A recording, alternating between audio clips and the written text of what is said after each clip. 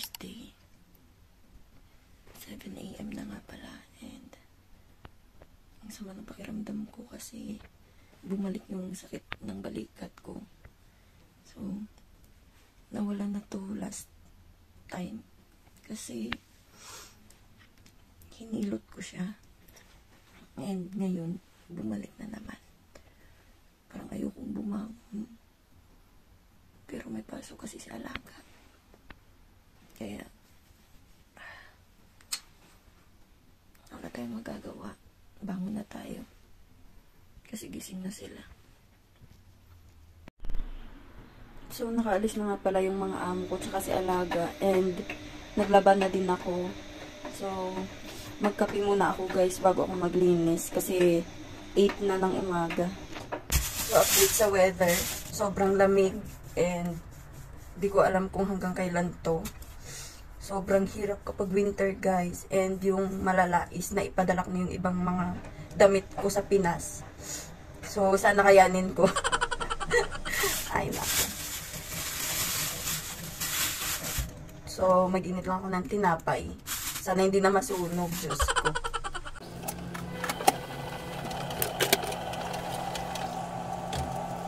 So, after ko magkape, is maglinis na ako ng buong bahay. Kagabi, alam nyo ba, before ako matulog, naiyak na naman ako, nakakainis.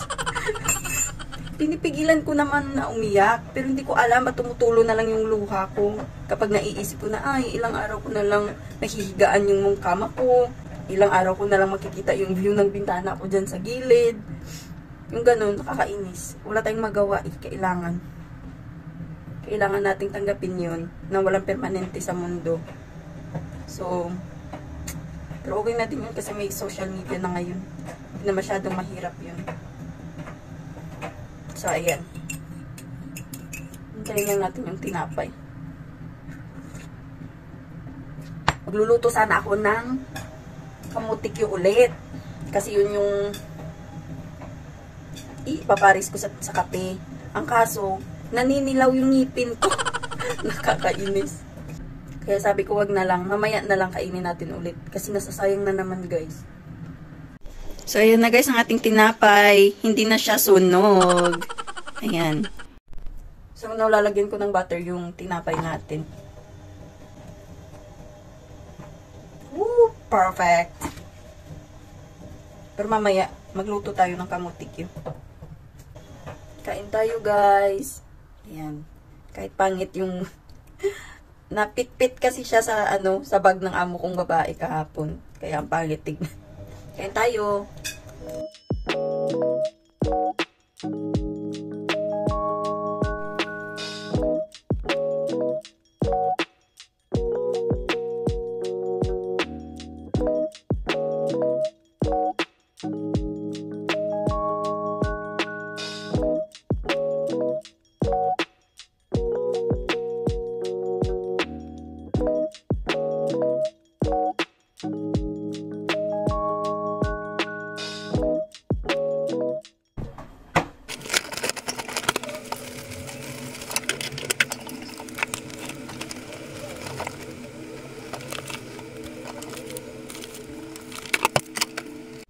So, na magsampay muna ako ng mga nilaban ko, guys.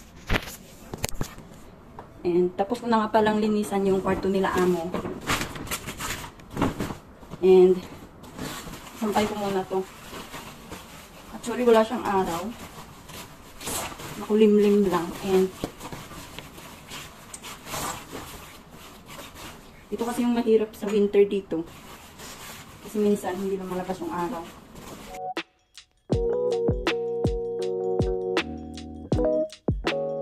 Maya-maya, andyan na yung amo ko. Yung babae. Ilang araw na lang tayo dito, guys.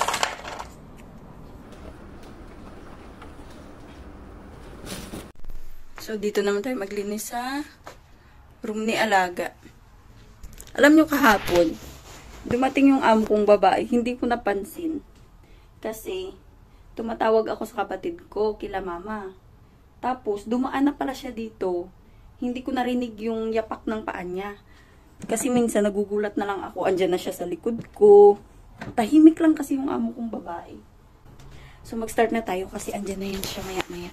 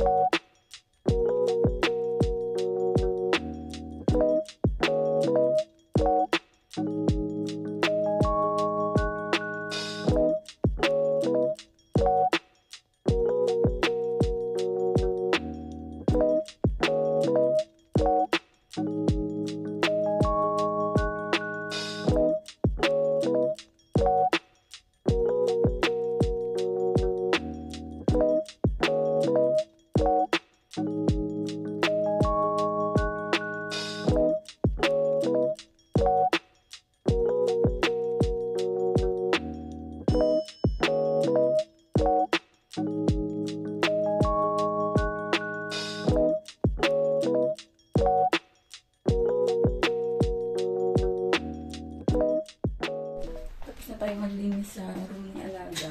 And itutuloy ko na yung pagkakape ko kasi hindi ko siya naubos kanina. So wait lang guys.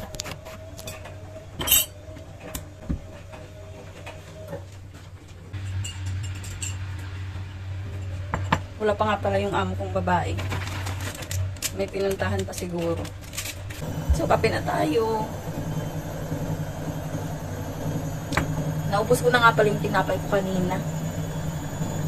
Next na lilinisan ko is yung room ko.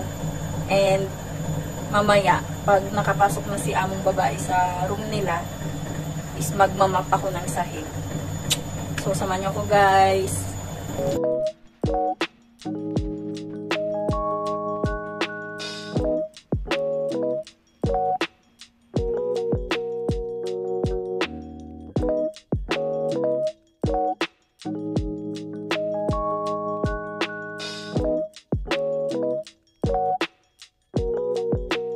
So, tapos ko nang isampa yung mga nilabhan ko.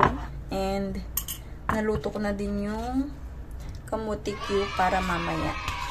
So, now, is magliligpit na ako ng kwarto ko. Tapos, maliligo na ako, guys. Oh, wag kayong naliligo ako kahit malamig. So, guys, nandito na ako sa room ko. And, magliligpit ako ng kama ko. Pero, nauna akong mahiga. So, pahinga lang ako saglit. Tapos, ligpit na ako ng kama ko. Para makapagligo na din ako. So, guys, tapos na akong maligo. And, yung jacket, suot-suot ko pa din. Kasi, sa gabi, hinahubad ko naman to. Hindi ko siya ginagawang pantulog. And, sobrang lamig. Pero may heater naman yung shower ko. Tapos, nakaya kong maligo guys kahit sobrang lamig. So, mag skincare lang ako. Tapos mag lunch na tayo.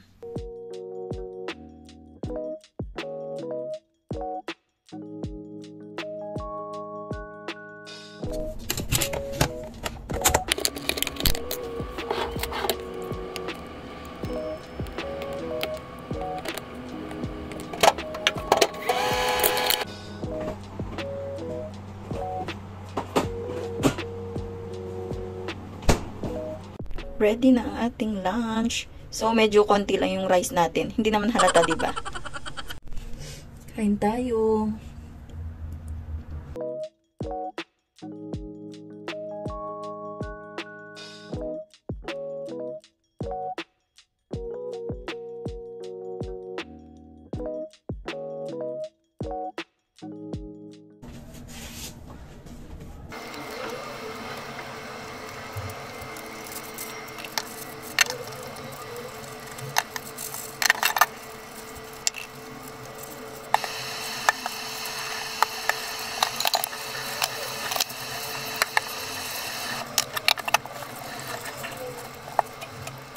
Guys, nagkakape na nga pala ako.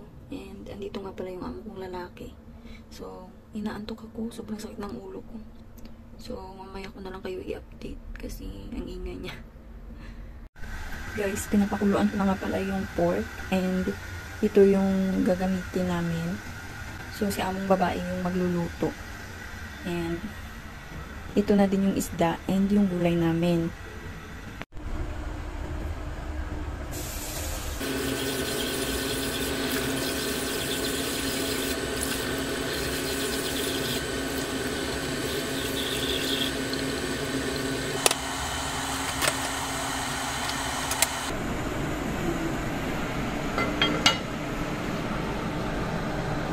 So, yun yung ulam namin. And, so, andito ako sa kusina kasi minsan, nauubusan siya ng tubig and then nasusunog. So, kailangan siyang bantayan. Guys, andito na nga pala ako sa room ko and magpapahinga na ako kasi sobrang sama ng pakiramdam ko and meron kasing mga nangyari ngayong araw. Siguro sa susunod ko na lang i-share sa inyo kasi parang pagod na yung utak at katawan ko, guys. So, maraming salamat po sa pagsama nyo ngayon sa akin and sana nag-enjoy po kayo. So, thank you everyone for watching. Please like this video if you enjoy. Please subscribe and I hope to see you on my next video. Bye guys. Stay safe everyone.